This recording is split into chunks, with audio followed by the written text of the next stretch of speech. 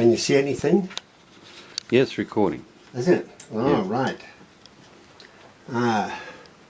Well, hello, this is my first recording to you, Scotty, and this is the Adler Universal 20 that I've managed to recover from the grave.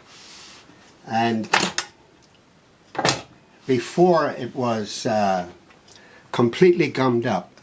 Nothing would work. In fact, some of the keys now are still a bit slow, but from what it was, it's a huge improvement. I've resurfaced the roller, and this works. Look, fantastic, isn't it? Straighten the paper up. That's it. And look what nice print it is.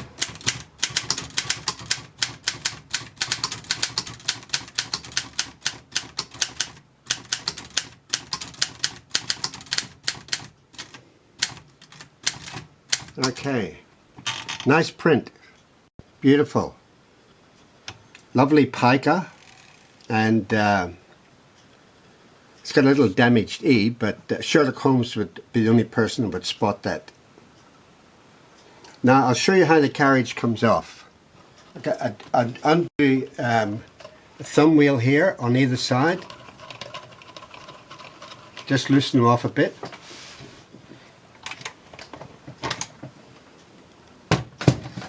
That's the carriage off.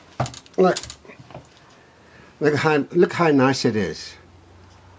You're looking at the BMW of typewriters, and the serial number, I think, indicates that it's early 1950.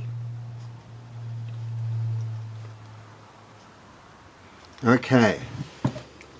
Now, putting the carriage back on again is just more or less the same, but a little bit more care. Okay, got to watch the tab set, and that's it. Oh, that's not it, sorry. That's it, yeah. Tighten up the knobs, and hey presto. Now this is got a German keyboard, and you can see it's heavily erudite, and inside this is also more erudite. And I think what's happened that whoever owned it's come from Germany or Austria, and as you know, typewriters don't travel too well. So, but they've managed a magnificent repair job on the covers. But I don't know who oiled it, but they should be shot. Preferably by a pop gun. Okay, that's the end of the first video. We'll talk to you soon. Thank you.